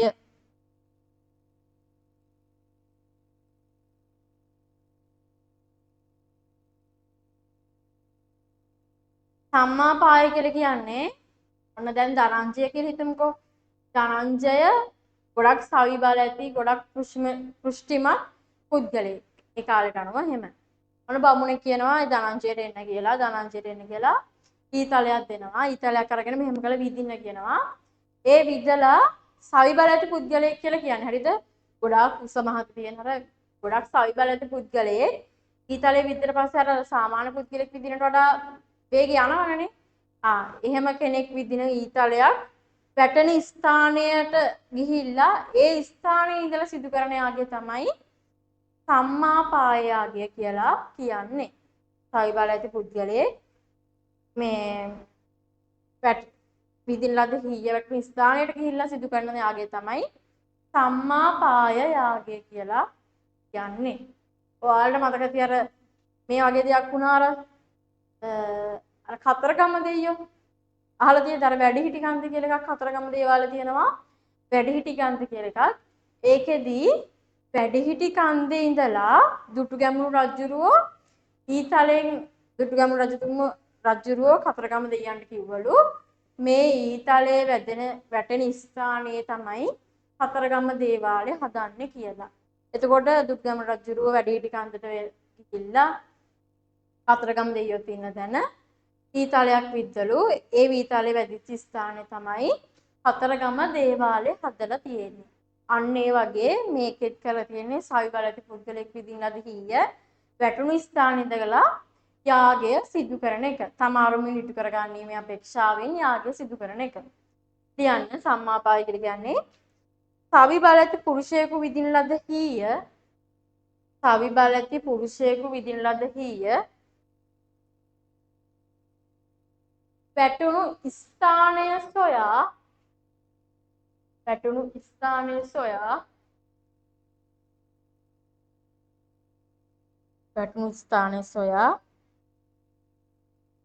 එම ස්ථානයෙහි හිඳ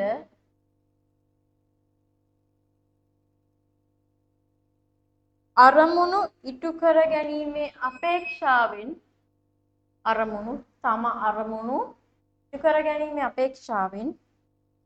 සිදු කළ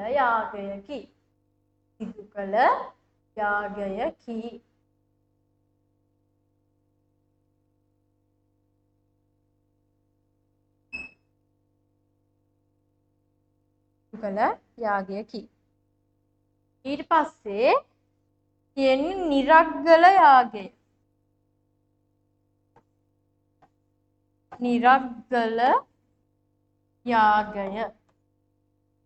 මෙන්න මේ නිරග්ගල යාගයයි වාජ්‍ය යාගයයි දෙකම එක වගේ. කියන්නේ දෙකේම එක සිදු වෙන්නේ. පොඩි වෙනසයි තියෙන්නේ. ඒ කෑල්ල පොඩ්ඩක් මතක තියාගන්න වෙනවා. හරිද? මේ MCQ හරිද? BC වල අහන්න පුළුවන් MCQ තමයි මෙන්න මේවා. අශ්වමේධ යාගය කියන්නේ මොකද්ද? එහෙම නැත්නම් නිරග්ගල යාගය කියන්නේ මොකද්ද? මතක තියාගන්න චූටි පොයින්ට් එකයි තියෙන්නේ. දැන් වාජ්‍යයයි නිරග්ගලයි ගත්තොත් පොඩි පොයින්ට් එකයි තියෙන්නේ. මතක තියාගන්න වෙනවා. ලියන්න. මිනිසුන් සතුන් ධාන්‍ය වර්ග. දැන් අරකෙත් එහෙම සතුන් ගිතෙල් ධාන්‍ය වර්ග. මේක මිනිසුන්ට ඇඩ් වෙනවා ධාන්‍ය වර්ග. ගින්නට බිලිකොට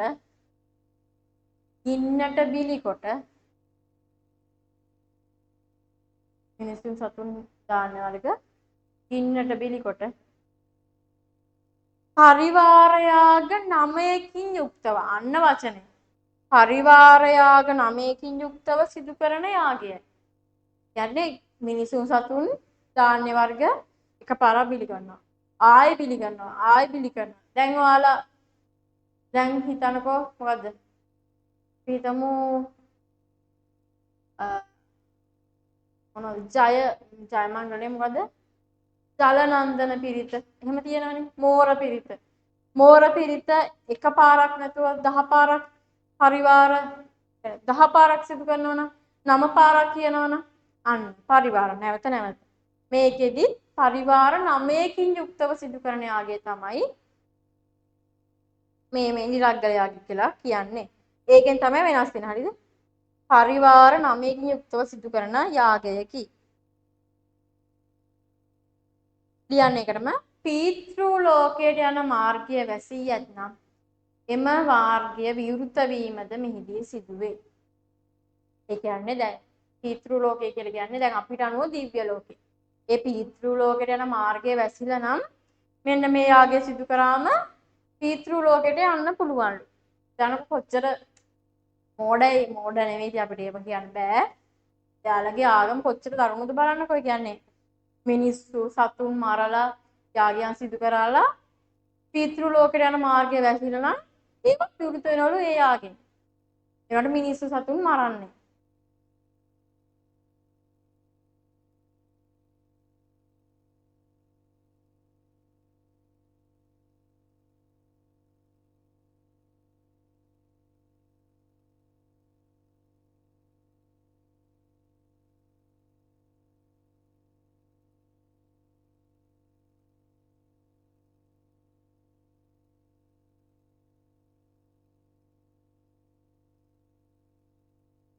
හරි. ඊට පස්සේ අන්තිම යාගය ලියන්න රාජසූය යාගය.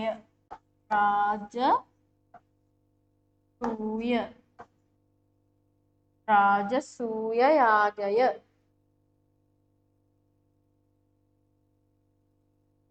රාජසූය යාගය.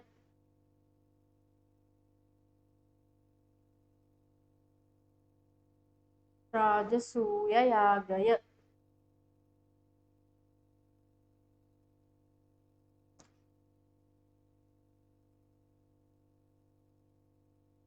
කියන්න ඒක අර්ථයෙන් හිතා ගන්න පුළුවන්. මෙය රජවරුන් උදෙසා නියම වූ යාගයකි. මෙය රජවරුන් උදෙසා නියම වූ යාගයකි.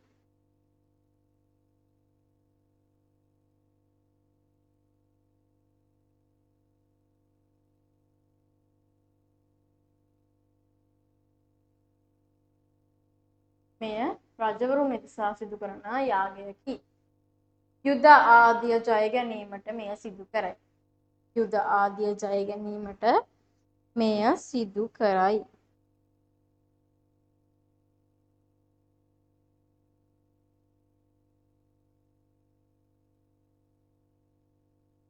මෙය සිදු කරයි.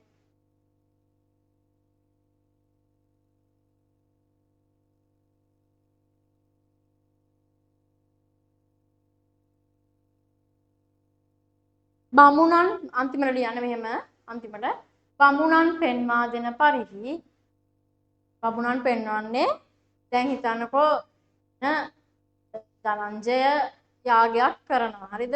ධනංජය තමයි බමුණ. ත්‍රිවේදීය පරාපත බමුණ. එතකොට සමෝදී සමිත්‍යල යාලා තමයි බමුණන්ට ආරාධනා කළේ එහෙම කරන්නේ. දැන් ධනංජයට වැඩි මුදලක් දීලා සිදු කරන යාගය තමයි මෙයාලා කියන්නේ ගොඩාක් මුදලක් දුන්නොත් ඒකලු මහානිශංස ලැබෙන්නේ. මහත්ඵල මහානිශංස ලැබෙන්නේ ඒකලු. හදිස්සියෙන් හරි එහෙම දුන්නේ නැතොත් එහෙම දීන්නේ නැතොත් ඒ කියන්නේ යජමානකට පුළුවන්ලු යජමානක කියලා කියන කෙනාට පුළුවන්ලු එහෙම කැඳවන්නේ යජමාන කියන්නේ දැන් ධනංජයව කැඳවන්නේ යජමාන කියන්නේ ඒ යජමානයකට විපත් කරන්න පුළුවන්ලු ජනතාවට. ඒ කියන්නේ දැන් යාගයක් සිදු කරනවා. යාගයක් සිදු කරද්දී යජමාන කෙනේ මේ කට්ටිය කැඳවගෙන ඉන්නේ මං කිව්වේ කට්ටිය කැඳවගෙන ඉන්නේ. ඒ කියන්නේ පූජකයෝ කැඳවගෙන ඉන්නේ යජමානයක. එතකොට මේ යජමානක අඩුවෙන් මුදල් කියන්නේ බමුණෝ බලාපොරොත්තු වෙනවා වැඩි මුදල. දැන් ධනංජය නම් ධනංජය වැඩි මුදලක් බලාපොරොත්තු වෙනවා. දැන් මම තමයි යජමානක. හරිද? මම ධනංජයට එකතු කරන පිරිස අඩුයි. ඒ කියන්නේ මේ මුදල් අඩු ප්‍රමාණයක් දෙන පිරිසක් තමයි මම එකතු කරන්නේ.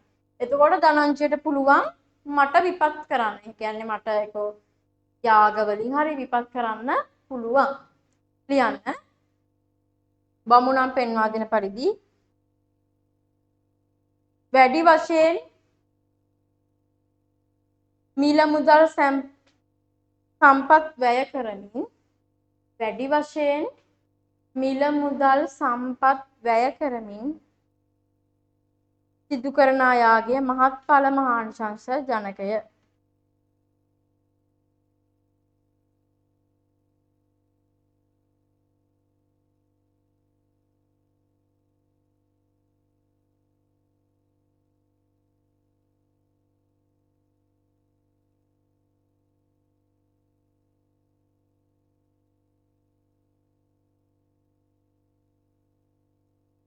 එසේම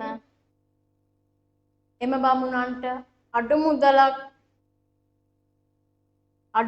ලැබුණහොත්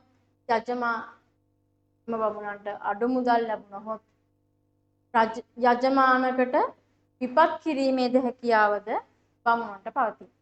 එම බමුණන්ට අඩු මුදල් ලැබුණහොත් යජමානකයාට විපත් කිරීමේ හැකියාවද බමුණන්ට පවතී. කියලා ඉවර කරන්න යාගය කියන කොටස. ඔන්න යාගය කියන එකට එන්න ගොඩාක් තිබ්බා. හරිද? යාගය කියන එක ගත්තොත් මුලින්ම අපි කිව්වා යාගය හඳින්වීම අපි කරා. ඒ කියන්නේ මොකද්ද? මේක බ්‍රහ්ම සහාව්‍යත්වයේ පිණිස කරන යාගය. යාගය කියන්නේ ඒක. ඊට පස්සේ තාම මොනවද කිව්වේ? දරුවන් අපේක්ෂාවෙන් අස්වැන්න සරුවීම තකා. තව මොනවද? මෙලෝ පරලෝ දියුණුව කතා තමයි යාගයන් සිදු කරේ කියලා කිව්වා. ඊට පස්සේ ගෘහස්ත චර්යාවන්, කියන්නේ ගෘහාගමික සංස්කාරයන් ගැන කතා කරා. මොනවද ඔය නාමකරණය, කර්ණච්ඡේදනය, සීමන්තෝනයනය. මම ඒක දැන් කියාගෙන යන්නේ නැහැ. ගොඩක් තිබ්බා. උත්තානය, උපනයනය, ඊපස්සේ අන්ත්‍යත්‍යෝෂ්ටිය, අන්තප්‍රාසානය. ඒ වගේ ගොඩක් තිබ්බා. ඒවයි පොඩක් තේරුම් ටික බලා ගන්න. ඊට පස්සේ නිදසුන. ඒක තමයි ඊළඟ නිදසුන. ඊට පස්සේ නිදසුන විදිහට කිව්වා මේ අනිවාර්ය අංග පහක් තියෙනවා යාගයක් සම්පූර්ණ වෙන්න නම්. මොකද්ද පළවෙනි එක? ත්‍රිවේදීය පරාපත්ත බ්‍රාහ්මණ පූජ්‍යයෙකු කැඳවන්න ඕන.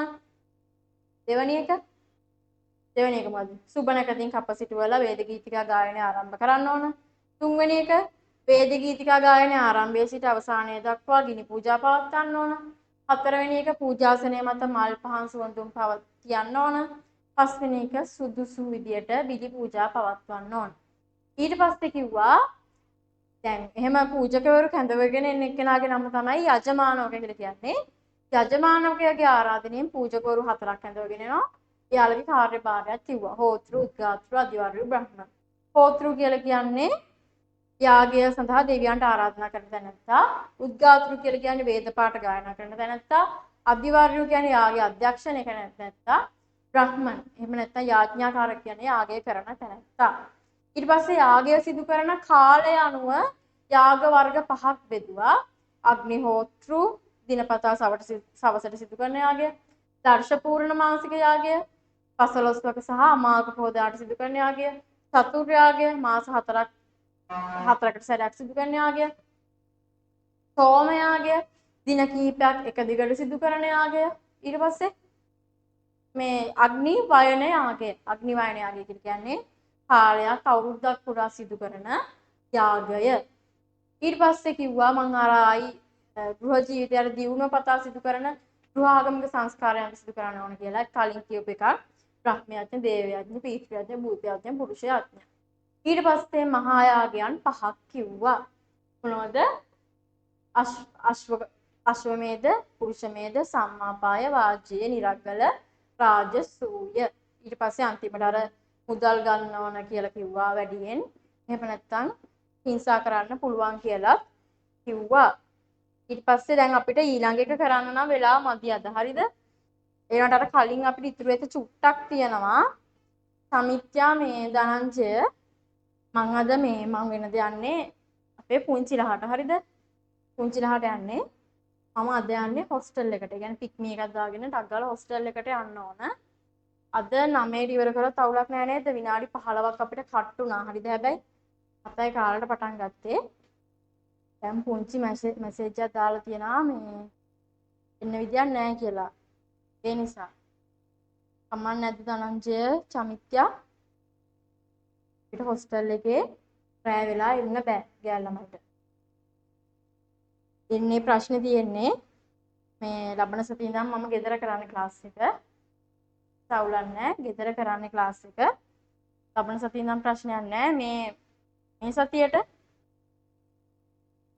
ප්‍රශ්නයක්ද නැත්නම් මම ඉතුරු ටිකක් කරන්න දවුලක් නැහැ. අර පොඩක් බණින ප්‍රශ්නේ තියෙන්නේ. ධනංජය චමිත්‍යා ප්‍රශ්නයක් නැද්ද කියන්නකෝ ඔයාලා නීතිද?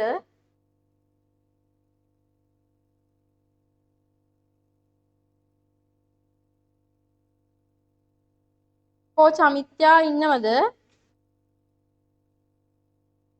අවුලක් නැහැ. කමක් නැහැ. හරි. නම් අවුලක් නැහැ. මේ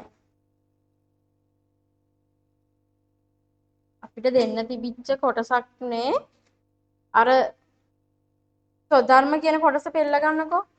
ඔයාලා එක ෆොලයක් ගන්න. හරිද? ෆොලයක් අරගෙන මම මේක ඔයාලට දාන්නම් කියලා කිව්ව ගෲප් එකට. මම ගෲප් එකට දැම්මේ නෑ. මම හිතාගත්තා ආයෙ ඔයාලටම දෙනවා කියලා. ස්වධර්ම 3 පොඩි කරුණු 3ක් සඳහන් වෙනවා. අන්නේ 3 ටක් ලියන්න තියෙනවා. මම නම් මේ වේදී ඉවර කරන්න. හරිද?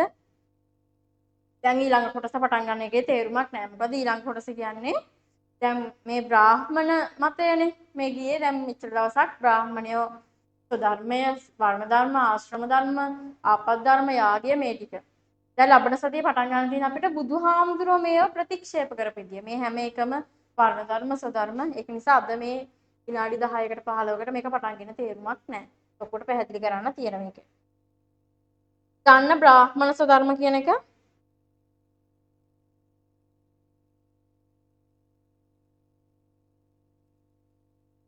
බ්‍රාහ්මණ සධර්මවල යටින් පොඩි කොලයක් අලව ගන්න වෙනවා ඔයාලට. හරිද? කුටි කොලයක් අලවගෙන මෙන්න මේක ලියන්න. මේ ස්වධර්ම හතරටම ස්වධර්ම තුනකට අදාළ කරුණු තුනක් කියන්නේ. මම ඔයාලට කලින් කිව්වා කොලයක් අලව ගන්න කියලා. කොලයක් ගන්න බ්‍රාහ්මණ ස්වධර්ම කියන තැනට ඒ ටික ලියා ගන්න ඕන. ලියන්න. ඡේද තුනක් විදිහට ලියන්න.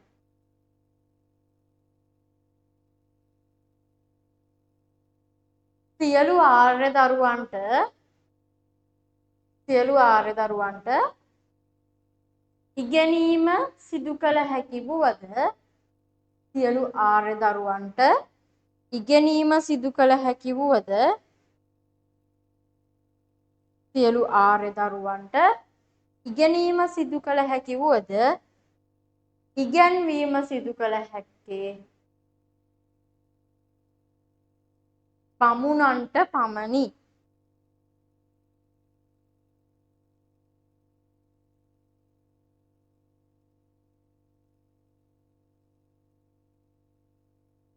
මෙහිදී ආචාර්යවරුන්ට එහෙම නැත්නම් බමුණන්ට දසදහස් ගණනින් කහවණු ලැබුණා. ඕනනම් එහෙම එච්චර ලියන්න ඕනේ. වරහන් ඇතුළේ දාන්න දසදහස් ගණනින් කහවණු ලැබුණා. ගණන් 10 කහවණු ලැබුණා කියලා ලිව්වන් ඇති. ඊට පස්සේ යාග කිරීම ටග්ගා ලියගමු. යාග කිරීම සෑම ආර්යෙකුටම හැකි වුවත් දැන් ඔයාලා හදා ගන්න දන්නවා ඡේදේ. යාග කිරීම සෑම ආර්යෙකුට කිරීමට හැකි වුවත් යාග කරවිය හැක්කේ බමුණන්ට පමණි. මෙහිදීද මුදල් ගනී කියලා උනා වරහන් ඇතුලේ දාන්න මෙහිදීද මුදල් ගනී කියලා. යාග කරවීම සිදු කළ හැක්කේ බමුණන්ට පමණි.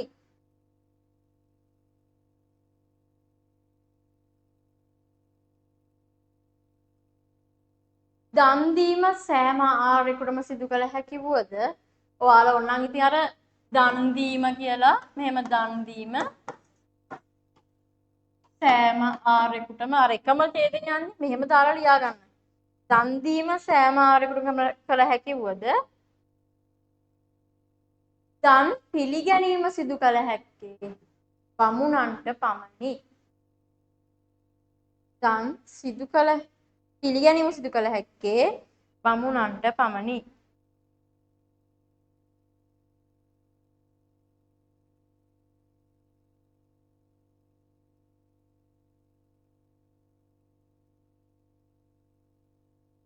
රාජ්‍ය අනුශාසනාවගත් කල රාජ්‍ය අනුශාසනාවගත් කල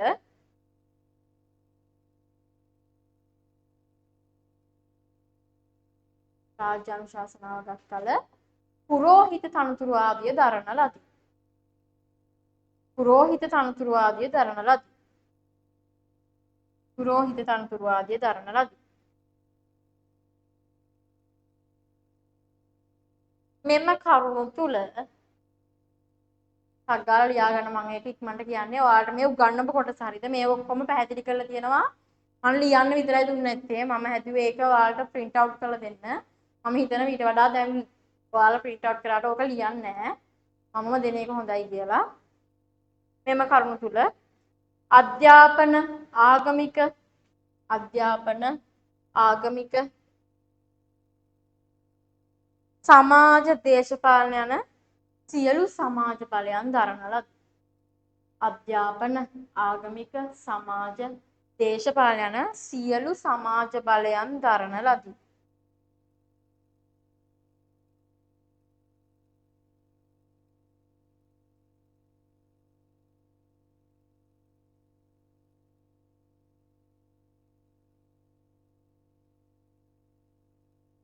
ඊට පස්සේ ශාස්ත්‍රීයකට යන්න ඒවැ ලොකුවට නෑ හරි තරතරම්ම නෑ ශාස්ත්‍රීයකට යන්න ශාස්ත්‍රීය ලියන්න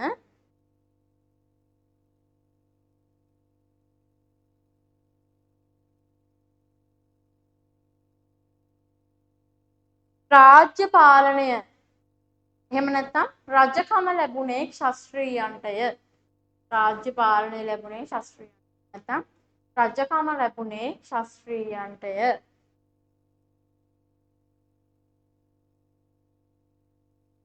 රජකම ලැබුණේ ශාස්ත්‍රීයයන්ටය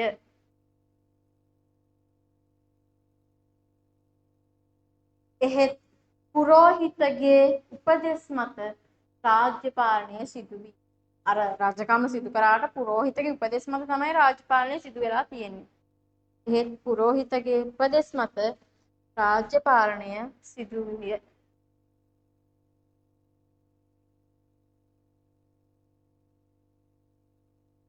දක්ෂ රාජ්‍ය පාලකයෙකු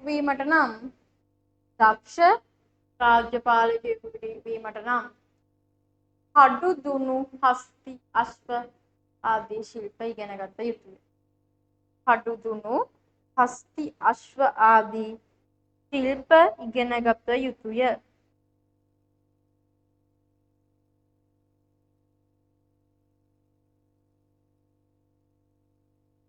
යන්න වෛශ්‍යයකට එකෙන් ඉවර කරමු. හරිද?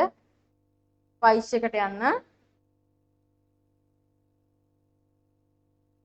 වෛශ්‍යයන් හට ආර්ථිකය සම්බන්ධ වගකීම් පවරා තිබිනි. ඇත්ත නෙනේ වෙළඳාම, මුදල් පොලී කිරීම, කෘෂිකර්මාන්තය ඔක්කොම තිබුණේ යාළට. ආර්ථිකය සම්බන්ධ වගකීම් පවරා තිබිනි.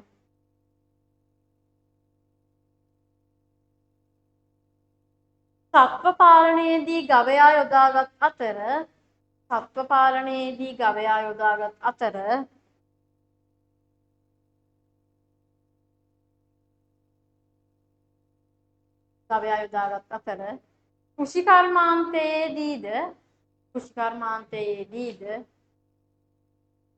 කෘෂිකර්මාන්තයේදීද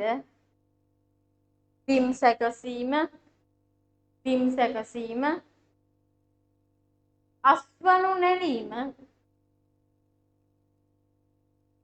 අස්වනු පෑගීම හරිද? අස්වනු පෑගීම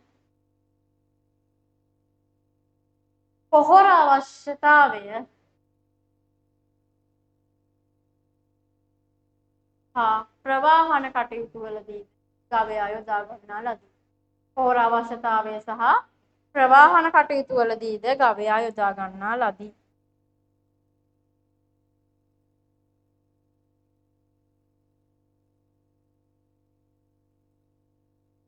ඒකටම ලියන්න.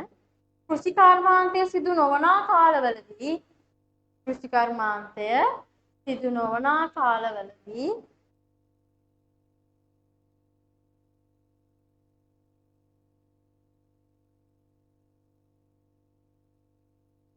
වෙළඳාම් සඳහාද ගවයා යොදා ගන්නා ලදී. වෙළඳාම් සඳහාද ගවයා යොදා ගන්නා ලදී. එක්සාම්පල් කියලා දාලා ලියන්න.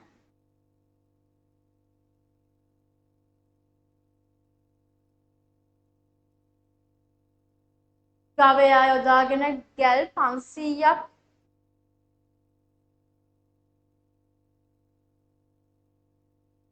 අදින ලද බවට නන්දි විශාල ජාතකයෙන් පසක් වේ. උදාහරණයක් එක්සාම්පල් එකක් ලියන්නේ. හරිද? ඒ කියන්නේ ගැල් 500ක් යොදාගත්තට පස්සේ සත්මුතු පරම්පරාවකටම ඉන්න පුළුවන් විදියට තමයි බඩු තියෙන්නේ.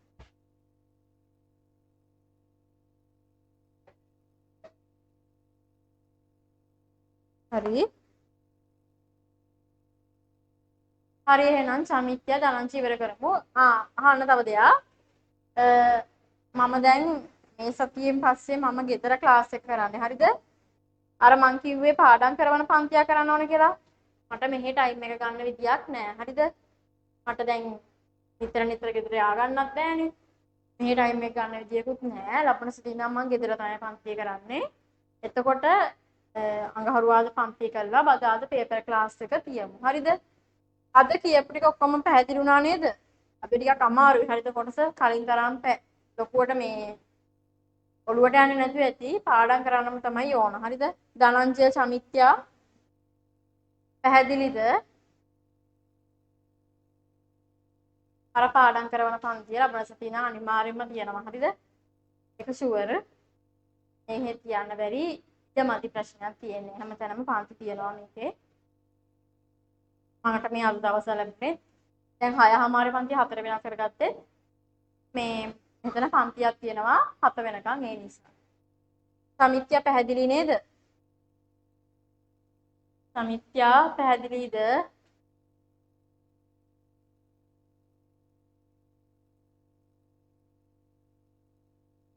හරි. හරි එහෙනම් good night. ක්ලාස් එක එන්ඩ් කරනවා.